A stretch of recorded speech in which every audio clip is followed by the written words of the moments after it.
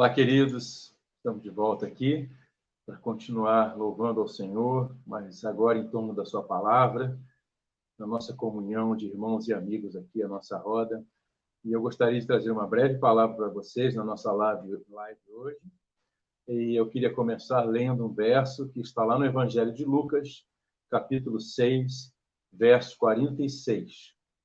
E diz assim a palavra do Senhor, Jesus falando aos seus discípulos: Por que vocês me chamam Senhor, Senhor, e não fazem o que eu digo? Essa é a mensagem que eu quero trazer para vocês hoje. Uma palavra de Jesus para cada um dos seus seguidores. Por que você me chama de Senhor, Senhor, e não faz o que eu digo? Uma palavra forte, né? Para nós nos questionarmos, para nós refletirmos. Todos nós chamamos Jesus de Senhor, né? Senhor Jesus Cristo. E agora ele está nos perguntando por que nós chamamos ele de Senhor e não fazemos o que ele nos diz. Não praticamos e não obedecemos pela fé aos seus mandamentos. Isso é muito sério, né? E isso é muito importante, queridos. A palavra de Deus vai dizer que não é possível dissociar o senhorio de Cristo dele como Salvador, dele como Cristo, né? Messias prometido na antiga aliança, no Antigo Testamento, que veio há 2000 anos atrás, né? O ungido de Deus, é isso que significa Cristo, é isso que significa Messias. Ungido de Deus para a salvação do seu povo, para a reconciliação do seu povo com o seu Deus, com o seu Criador, para se tornarem filhos e filhas do Pai eterno. Então, queridos, não é possível dissociar. O apóstolo Pedro, na sua primeira pregação que ele faz, depois de eles serem batizados com o Espírito Santo de Deus, o Espírito Santo de Cristo, cheio do Espírito Santo, ele prega para uma multidão de judeus de diversos países, diversas nações, inclusive de Jerusalém.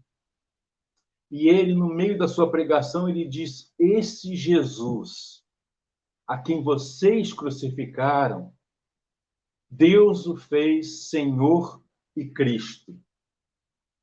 Deus o fez Senhor e Cristo. Jesus Cristo, homem, é não só Cristo, mas também Senhor. E é interessante porque Pedro se dirige a milhares de judeus que vieram de outras nações. Eles não participaram diretamente da crucificação de Jesus. Mas como todos aqueles judeus naquela época, nós hoje podemos tomar essa palavra para nós, porque ele foi crucificado por causa de nossos pecados, por causa da nossa incredulidade, por causa da nossa rebelião contra Deus, de queremos nós mesmos ser nossos próprios senhores e termos essa autonomia que não temos, porque fomos criados para ele, para adorá-lo, para servi-lo, para ele ser nosso Senhor. Então Pedro diz: esse Jesus que vocês crucificaram, Deus o fez Senhor e Cristo. Não é possível crer nele como Cristo, como ungido de Deus, que morreu pelos nossos pecados e ressuscitou para nos dar uma nova vida, como filho e filha do Pai, como irmãos no Senhor, sem reconhecê-lo como Senhor, Kyrios, Adonai. Aquele termo que é usado no Antigo Testamento de uma maneira toda especial para Deus, que, na verdade, no Antigo Testamento substitui tantas vezes o nome de Deus, Yahvé ou Jeová, aquele que é o Eterno, o Todo-Poderoso, infinito, perfeito, Adonai. Esse é o termo que Pedro diz que foi Deus quem fez Jesus, Kyrios, Adonai, Senhor. E agora aqui Jesus, para os seus discípulos, ele pergunta: mas vocês me chamam de Senhor e não fazem o que eu digo? Qual é o sentido disso? Queridos, discipulado com Jesus, seguir Jesus só tem sentido se nós, de fato, em nosso coração, nos propomos a reconhecê-lo como nosso Rei e Senhor, para servi-lo e fazer conforme ele manda e não andarmos mais segundo der na cabeça. sendo nós mesmos nossos próprios senhores, essa autonomia que dá, no fim, terrível, sem Deus, como vai dizer o apóstolo Paulo em 1 Tessalonicenses, aquele lugar eterno onde Deus não habita e é terrível. E Deus escolheu não se manifestar. No entanto, aqueles que creem no Senhor Jesus Cristo, e é importante frisar isso, porque por toda a pregação do Evangelho no livro de Atos, por meio dos apóstolos e dos demais discípulos de Jesus, Cristo Jesus é pregado como Senhor. Então, nós cremos no Senhor Jesus. Nós reconhecemos que Ele é Senhor e nos submetemos a Ele. É por isso que Paulo vai escrever lá em Colossenses 3,17, ele vai escrever: tudo que vocês fizerem, façam em nome do Senhor Jesus Cristo. Sabe o que isso realmente quer dizer? Não é apenas que você reconhece que Ele é o único intermediário entre você e o Pai, mas que você não vive mais para si mesmo, você não vive mais no seu próprio nome, sua primeira identidade é o Senhor Jesus Cristo. E você vive, faz tudo o que faz como representante dele aqui na Terra. Você faz no nome dele, você é como um embaixador enviado por ele, para viver em nome dele, para agir em nome dele, porque você faz tudo o que ele comandou você a fazer. Senhorio de Jesus Cristo, amados, é disso que Jesus está falando nesse texto, em Lucas 6, 46, os versos seguintes. O próprio Senhor Jesus relaciona essa sua fala a essa metáfora, a essa figura que ele expressa aqui nos próximos versos, dizendo que fazer, viver de acordo com aquilo que ele nos diz, nos ordena, nos comanda, aprender o que ele quer que nós façamos e aprender os princípios sobre os quais ele quer que nós vivamos, significa construir sua vida com alicerce sólido. É o que ele diz aqui no texto. Construir sua vida sobre uma rocha firme, com alicerces firmes, a pedra angular, que é o próprio Senhor Jesus Cristo. E vai vir tempestades na sua vida, vão vir as águas sobre sua vida, vão bater violentamente contra a sua vida, mas você não vai se abalar, porque a sua vida está calcada sobre a rocha, sobre o alicerce firme, que é a palavra do Senhor Jesus Cristo, seu senhorio, o qual você de coração se submeteu e resolveu obedecer. Mas chamá-lo de Senhor e continuar vivendo sua própria religiosidade conforme você acha mais adequado, conforme as filosofias que você abraça, independente do que diz sua palavra, do que ele comanda, é como construir uma casa sobre a areia, sem alicerces. Qualquer vento, qualquer tempestade, qualquer água que bater, vai ser uma ruína terrível. E, queridos, é isso que muita gente experimenta. Inclusive diante da própria morte. Então, Jesus faz uma advertência aqui solene. Não adianta você me chamar de Senhor, Senhor, e não fazer o que eu digo.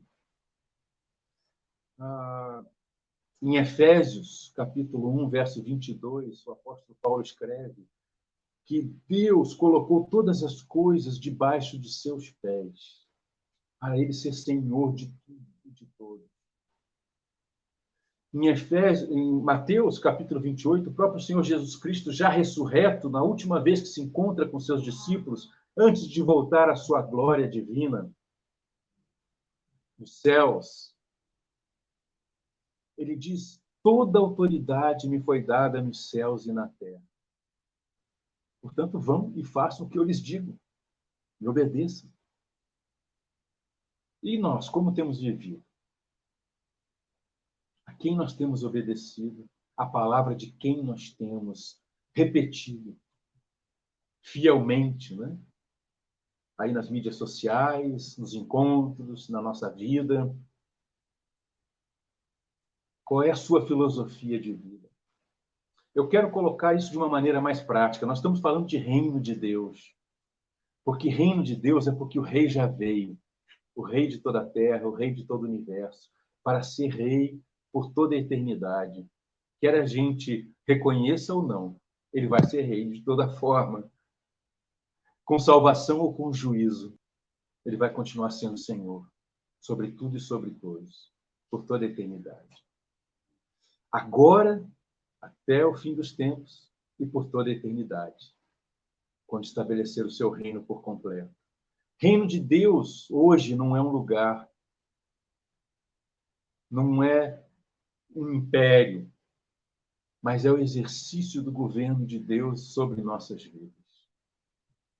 É reconhecer Jesus como Rei, meu Senhor, a quem eu devo obediência e sujeição, pela fé. Então, queridos, eu quero colocar de maneira bem prática. Jesus deu alguns mandamentos, ele deu muitos mandamentos e muitos ensinamentos, muitos princípios para os quais nós devemos nos sujeitar, conhecer, nos sujeitar e aprender a viver debaixo deles. Mas alguns mandamentos se destacam. Eu quero pegar alguns exemplos, eu quero pegar 3 exemplos da Escritura para deixar com você hoje, para você refletir sobre essa fala de Jesus. Por que você me chama Senhor, Senhor, e não faz o que eu digo? Então, cheque a sua vida. Cheque se você está na fé. Cheque se você está realmente submisso àquele que é o Senhor dos senhores e Rei dos reis, eternamente. Filho de Deus Altíssimo. 3 mandamentos. O primeiro é o primeiro mandamento que Jesus dá no seu ministério. Ele dá para todas as pessoas esse mandamento, homens e mulheres de todas as nacionalidades. Quando ele começa a pregar. E ele diz assim: arrependam-se e creiam, porque o reino de Deus está ao alcance da sua mão. O reino de Deus é chegado. O reino de Deus é vindo. O rei está aqui. Olhem para mim, eu sou o rei. Arrependam-se de seus pecados e creiam no rei que está diante de vocês. Esse é o primeiro mandamento que ele dá. E essa é a entrada para a vida cristã. E a entrada para a vida eterna. E a entrada para a transformação. É a entrada para o novo nascimento, que a Bíblia fala em novo. Nós precisamos nascer de novo da água e do Espírito. Um outro termo usado para novo nascimento no Novo Testamento é regeneração. Regenerar, regerar, renascer. Do Espírito Santo de Deus. Porque a Bíblia diz que nós estamos espiritualmente mortos sem Cristo, nos nossos delitos e pecados, mas que Ele nos deu vida, pela graça somos salvos, mediante a fé. Não por obras, não por nossos próprios méritos, não por justiça própria, para que ninguém se glorie diante dele, para que ninguém diga, olha como eu agi bem, olha como eu fui bem, para que ninguém se glorie diante dele. Todos são colocados debaixo do mesmo juízo, todos são pecadores, diz a Escritura, exceto Jesus. Todos precisam, homens e mulheres, inclusive homens e mulheres que nós entendemos serem homens e mulheres de Deus na Escritura, cujo exemplo nós procuramos imitar, cuja palavra nós procuramos viver. Apóstolos e profetas, homens e mulheres de Deus, são pecadores e precisaram entrar pela porta que é Jesus, arrependendo-se dos seus pecados, mudando de mente, reconhecendo-se pecadores diante de Deus, confessando os seus pecados, reconhecendo que só em Cristo Jesus, por meio da sua morte e ressurreição, tem perdão eterno e reconciliação com Deus o Pai. E são transformados, regenerados, renascidos espiritualmente e passam a ser a habitação de Deus no Espírito.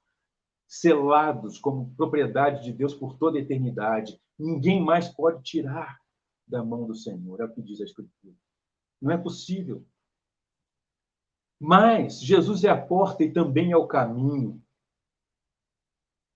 Ou seja, o arrependimento e a fé iniciais são para continuar dia a dia reconhecendo nossos pecados, que não nos tiram mais do amor de Deus, não nos tiram mais a vida que Ele nos deu gratuitamente em Cristo Jesus, não nos tiram mais a vida eterna, não nos tiram mais a nova criatura que Ele nos fez em Cristo Jesus, mas rompem a nossa comunhão com Deus no dia a dia.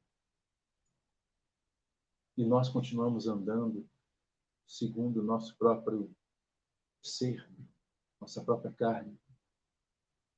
Então nós somos chamados dia a dia a nos arrepender e a crer, nos confiar ao seu senhorio, nos confiar à sua morte na cruz e à sua ressurreição dentre os mortos, para voltarmos a andar pela fé no Espírito Santo e nos voltarmos de novo para debaixo do seu senhorio, a sua direção, o seu governo sobre nós, dia a dia. Você tem feito isso que Jesus nos ordena? Ser arrependido e crido de coração, reconhecido Ele como Senhor e Salvador da sua vida, único, exclusivo, toda a glória a Ele na sua vida. Esse é o primeiro mandamento que Ele deu. Há um outro mandamento que Ele deu, e que Ele vai dizer que desse mandamento dependem toda a lei e os profetas. O apóstolo Paulo vai repetir essas palavras de Jesus lá em Romanos 13, dizendo que este mandamento sintetiza toda a justiça de Deus, toda a lei de Deus, toda a vontade de Deus para as suas criaturas, para os seres humanos.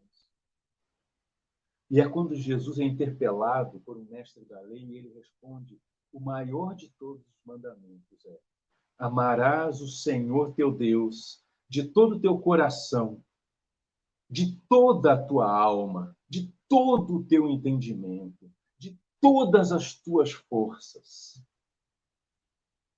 e o teu próximo como a ti mesmo. Então, esse é outro mandamento que Jesus dá.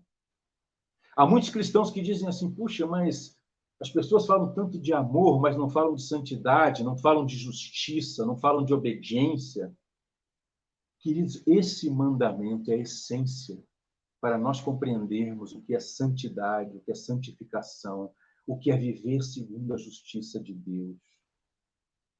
Porque se você não amar a Deus com essa intensidade, de todo o teu entendimento, com todo o seu empenho, suas forças, com toda a sua alma, seu ser, sua psique, sua vontade, suas emoções, na inteireza do seu ser, se você não amar a Deus acima de tudo, a sua busca por santificação, por justiça, por fazer o que é certo, por fazer o que é bom, por fazer o que é reto, será uma busca inútil. E você vai estar sendo como aquele que Jesus disse que é um sepulcro caiado. Sabe o que é um sepulcro caiado? É um túmulo, bonitinho por fora, pintado de cal por fora, todo branquinho, puro, e por dentro cheio de podridão, fétido. Jesus também chama essas pessoas de hipócritas.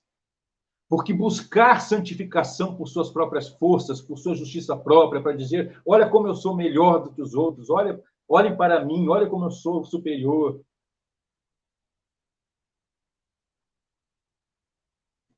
É ser um sepulcro caiado.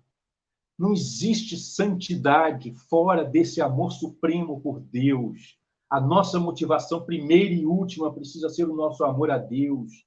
Se você não tem esse amor, essa adoração, a sua paixão maior não é Deus, você vai viver segundo suas demais paixões, mesmo que aparente, que vista roupas de aparência de santidade, de retidão, de justiça.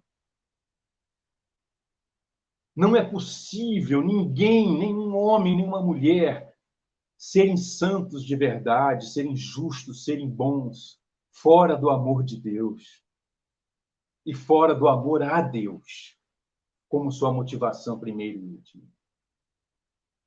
Então é por isso que Jesus diz: esse é o maior mandamento, dele depende toda a lei e os profetas.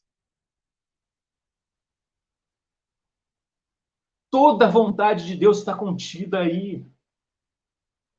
As pessoas não compreendem por que falar disso é mais importante, porque elas não compreendem a dimensão disso. Como é grande. Porque sintetiza todo o resto. Amar a Deus de todo o coração, toda a mente, mais do que buscar satisfação própria. Isso implica em morrer para si mesmo, em viver para aquele que por você morreu e ressuscitou dentre os mortos, em fazer tudo para agradar a Ele, em querer aprender dele e obedecê-lo em tudo, viver de acordo com seus princípios, seus valores, e não os nossos, e não os do mundo, e não os de uma filosofia ou ideologiazinha qualquer, que não traz vida para ninguém. Então, queridos, por que vocês me chamam Senhor, Senhor e não fazem o que eu digo?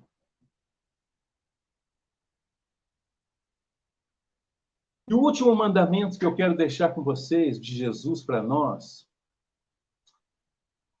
está lá no final do Evangelho de Mateus, capítulo 28, versos 18 a 20. Aquele mesmo texto que eu citei, Jesus já ressurreto, ele apareceu diversas vezes para seus discípulos. E nessa última vez, antes de ser transmutado para essa dimensão celestial, na sua glória, onde Deus habita e que nós não podemos ver, e que se víssemos seríamos consumidos. Tal é a sua glória e santidade.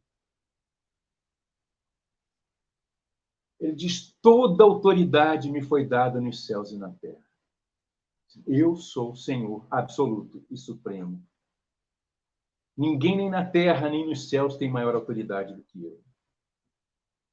E aí ele diz assim: portanto, vão, façam discípulos de todas as nações, de todas as matizes, de todas as etnias, de todas as línguas, né?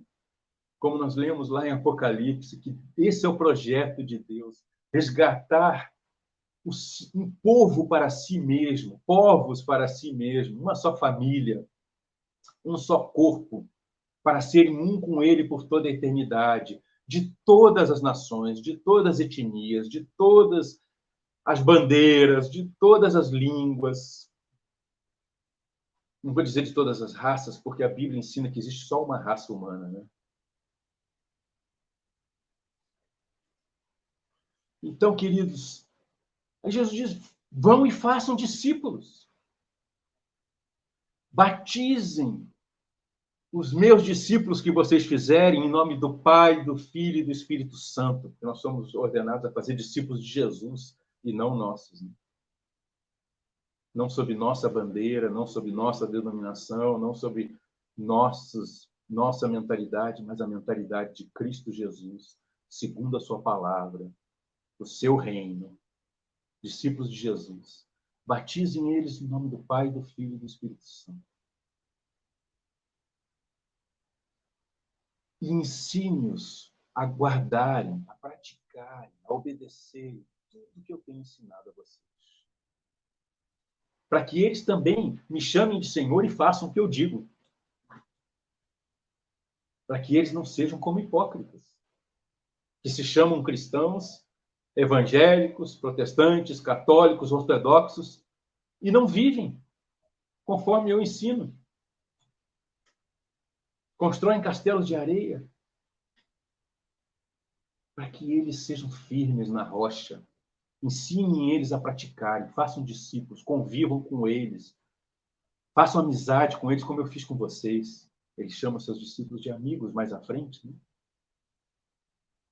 Mais à frente no Evangelho, antes na história, né? Andem com eles, modelem a vida deles, sejam um modelo, sejam um exemplo de prática do que eu ordenei, do que eu ensino. Façam o que eu digo, para que eles vejam, digam a eles o que eu digo, para que eles aprendam e eles vivam com coerência debaixo do meu senhorio.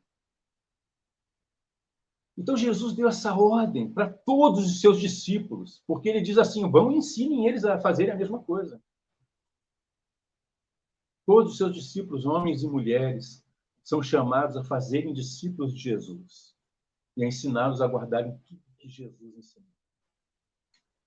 Como que nós vamos fazer isso se nós mesmos estamos chamando ele de Senhor, Senhor e não fazendo o que ele diz? E, queridos, é preciso ter muita humildade nessa hora, Porque assim como Paulo pergunta lá em 2 Coríntios, capítulo 3, quem é suficiente para essas coisas? Quem está à altura dessas coisas? Nós precisamos reconhecer que nós não estamos. Eu não estou. Você responde por você. E é por isso que eu preciso obedecer ao primeiro mandamento de Jesus todos os dias. Arrependa-se e creia. Arrependa-se e confie. Ande pela fé no poder do Espírito Santo que habita em você. Submeta-se dia a dia ao meu senhorio. Aprenda de mim, que sou manso e humilde de coração. Meu fardo é leve, meu jugo é suave. Não ande pela sua própria cabeça. Não ande pelo que você ouve no mundo. Não ande pelo que escrevem na internet, né? Nas mídias sociais. Ande pela minha palavra. Senhorio, reino de Deus sobre nossas vidas. O reino de Deus é tudo. Mesmo a parte que não está sujeita a ele ainda. Mas a Bíblia diz que tudo está caminhando para debaixo do seu senhorio, para salvação ou para juízo. E esse dia vai chegar. Da plenitude do reino. Aguardar isso com fé também é obedecer ao Senhor Jesus. Sobre a palavra de quem nós temos vivido. Essa palavra que eu quero deixar, a palavra de Jesus, querido, não é minha. Por que você me chama Senhor, Senhor, e não faz o que eu digo? Nós precisamos refletir sobre isso. Pensar nos principais mandamentos de Jesus. E ver o que falta. Parar de racionalizar a palavra de Deus. De achar justificativa. Ah, mas eu não faço porque aquele outro. Não dá para fazer, não posso fazer. É assim? Jesus ordena e a gente arruma justificativas, desculpas para não fazer. Ele é Cristo e Senhor. Senhor e Cristo. Que Deus ilumine o nosso coração para nós conhecermos nosso Senhor Jesus Cristo como quem Ele de fato é. E assim nos prostremos em adoração e sujeição a Ele, para a glória do seu nome, desde agora e todos os dias da nossa vida. Deus abençoe, queridos. Graça e paz.